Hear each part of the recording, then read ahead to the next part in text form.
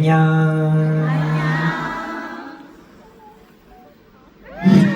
ผิด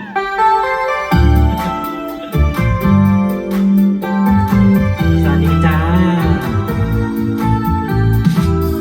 มองไปกี่ทีเธอชอบส่งยิ้มให้กันตลอดเจอกันกี่ทีเธอชอบให้ฉันคนนี้ตลอดชอบก่อนชอบมาชมว่าเราแน่แฟ้ชอบไม่ยอมชอบมาบอกว่าคิดถึงเยอะนะฉันรู้มีสักนิดแน่เลยเธอกำลังชอบฉันหรือเปล่านะฉันว่ามันดูเอ๊ะฉันไงนะเพื่อว่าเธอได้เตรียมหัวใจไว้ที่วางเอาไว้ต้องเป็นคนพิเศษของเธอเธอกำลังชอบฉันหรือเปล่านะฉันว่ามันดูเอ๊ะฉันไงนะเพื่อว่าเธอได้เตรียมหัวใจไว้ที่วางเอาไว้เลือกให้เป็นแฟนของเธอคนเดียวฉันไง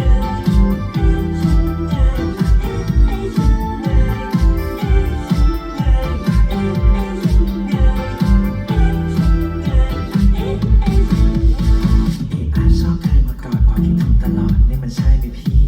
รูปหัวเอาหน้ามาใกล้แล้วก็ยิ้มหวานใส่นี่มันใช่ไหมพี่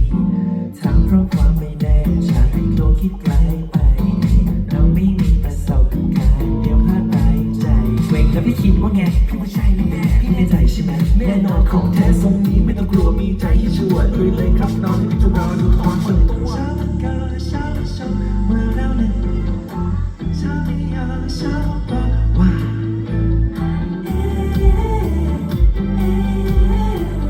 ฉันต้องมีสติแน่เลยเธอกำลังชอบฉันเปล่านะฉันว่ามันดูเอ๊ะฉันไงนะเพื่อว่าเธอได้เตรียมหัวใจเป็นที่วางเอาไว้ต้องเป็นคนพิเศษของเธอเธอกำลังชอบฉันเปล่านะฉันว่ามันดูเอ๊ะฉันไงนะเพื่อว่าเธอได้เตรียมหัวใจเป็นที่วางเอาไว้อยากให้ไปเป็นแฟนช่วยร้องหน่อยเร็วฉันว่ามันดูเอ๊ะ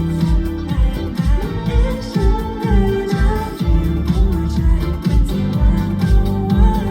ต้องเป็นคนพิเศษของเธอเธอกำลังชอบฉันเปล่านะฉันว่ามันดูเอ๊ะไงนะเพื่อว่าเธอได้เตรียมหัวใจเป็นที่วางเอาไว้เลือกให้ไปเป็นแฟนของเธอคนเดียวนี่นะ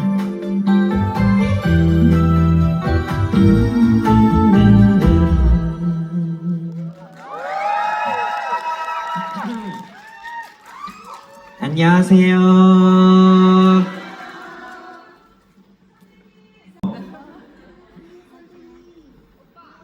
오빠, 너 선배님 나? 누나, not me. 거 안녕하세요. 다들 안녕하세요. 니하오. สวัสดีครับคอนนิชิวะมิงกาลาบามีที่ไหนอีกไหม 다른 데 또 있나요? โอลามีด้วยเหรอ 올라도 있어요? โอลาโอ้วันนี้ก็วันที่ฮะมีที่ไหนอีกไหม 또 있나요? กุมุสตาที่ไหนอ่ะ 꼬모에스타는 ฟิลิป 어디죠? ปิน 아 ส์ 필리핀. กุมุสตากุมุสตาหมดยังอ่ะ 다 말했나요? หมดแล้วเนี่ยคิโยวอนคิโยวอน thank you ครับก็วันนี้วันที่ 2 แล้ว ใครมาเมื่อวานบ้าง 오늘 드디어 두 번째 날인데 어제도 오신 분 있나요? อื้อหือ เกือบครึ่งหนึ่งเลย แล้วใครมาวันนี้วันแรกครับ 거의 반이 넘어가는데 혹시 오늘 처음 오신 분? ก็เยอะนะ 오, 많은데요? อืม สนุกไหมเมื่อวาน 어제 재밌었어요? นี่หึ 잘한다, 깽막เลย เก่ง เมื่อวาน มากเหรอ ทุกคนก็เก่งมาก 여러분들도 너무 잘했어요.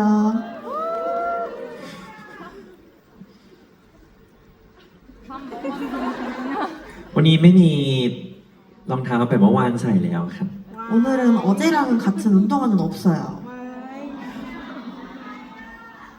ต้องใส่ของตัวเอง 오늘은 제 거 신었어요. ไปไหนไม่รู้เหมือนกัน 어디 갔는지 모르겠어요. อืม หายไปแล้ว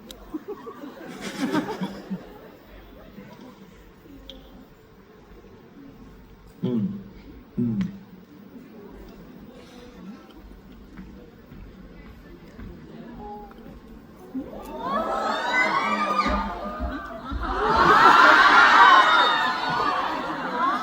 คนให้ยืมรองเท้าหายไปไหนก็ไม่รู้ 신발 빌려준 사람이 어디 갔는지 참.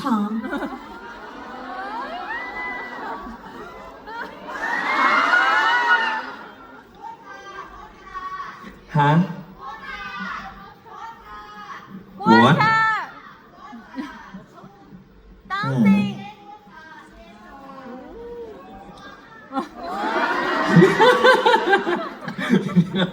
แล้วเป็นหน้าเฮียที่เต้น 희야 얼굴을 하고서 이 춤을 추다니.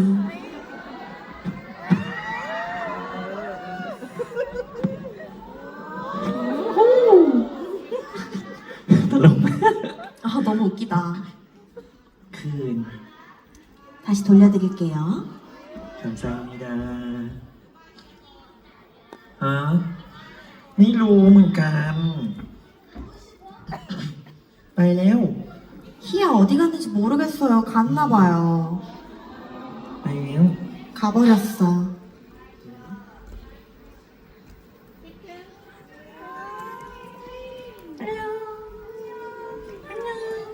ตรงนี้เขาให้เดินได้เนาะ 여기 걸어도 되죠? ระวังตก ตกมาไม่รับนะ จะตกไหมครับ กระโดดลงไปได้ไหม 뛰어도 돼요? ไม่ได้ 안 돼요. อันเดียว Happy Birthday นะ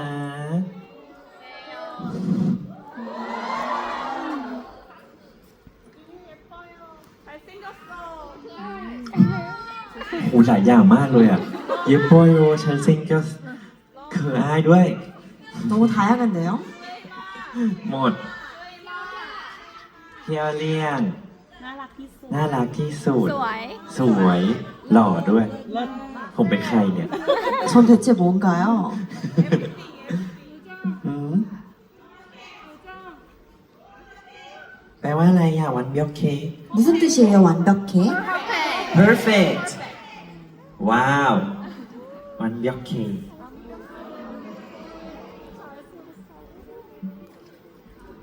ไม่รู้จะคุยอะไรดี 무슨 말을 하면 좋을까요? ชาดังเลย ซารางอยู่แล้ว วันนี้กินอะไร วันนี้กินอะไร 오늘 뭐 먹었냐고요? no วันนี้กิน ข้าว 오늘 밥 먹었는데 กับหมูสามชั้น 밥이랑 삼겹살 먹었어요. แล้วก็พวก 돼지고기. กิมจิ 그리고 김치 같은 แล้ว 것도. ก็ข้าวปั้น 그리고 볶음밥? ข้าว 아, ปั้นทูน่า 주먹밥? ข้าวปั้นทูน่าแล้วก็มีน้ำจิ้มแจ่ว แล้วก็ 참치 주먹밥에 น้ำพริกด้วย น้ำพริกกุ้ง 태국 소스 남프릭이랑 같이 먹었어요. มีคนพกมาจากไทยนะครับ แล้วก็เลยมี 태국에서 가져온 사람이 เรา 있어서 ก็เลยได้กินข้าวปั้นกับน้ำจิ้มแจ่วอร่อยมาก 그래서 주먹밥이랑 남찜, 태국 남찜을 같이 먹었죠. 너무 맛있었어요. อืมนาชิโซโยเดี๋ยววันนี้เสร็จคอนก็จะไปกินให้ช่ำเลย 오늘 콘서트 끝나면 진짜 미친 듯이 먹을 거예요. เพราะว่าเมื่อวานไม่ได้กินข้าว 어젠 밥을 못 먹었거든요. เดี๋ยววันนี้หน้าบวม 오늘 부을까봐 못 먹었어요. มอเดี๋ยวอ้วนนะ 살찌면 안 되잖아요? อ้วน ไม่เห็นอ้วนเลย เขาบอกว่าหมดเวลาแล้วค่ะ 시간이 다 됐다고 하는데요. นั่นนะเฮ้ยทำมันทำไมโบเดบัลลูกูจิมาอามาอามาอามาไม่รู้ความหมายละสิ 무슨 뜻인지 모르죠? อามา ไปดีกว่า 갈래요. ไปแล้ว 이제 가볼게요. เจอกันตอนโชว์นะ 이따 쇼할 때 봐요. บ๊ายบายต่อยฉันหนึ่งหมัด 나 한 대 때린다고? นี่บ๊ายบายเจอกันนะ 이따 봐요. อีกคนจริง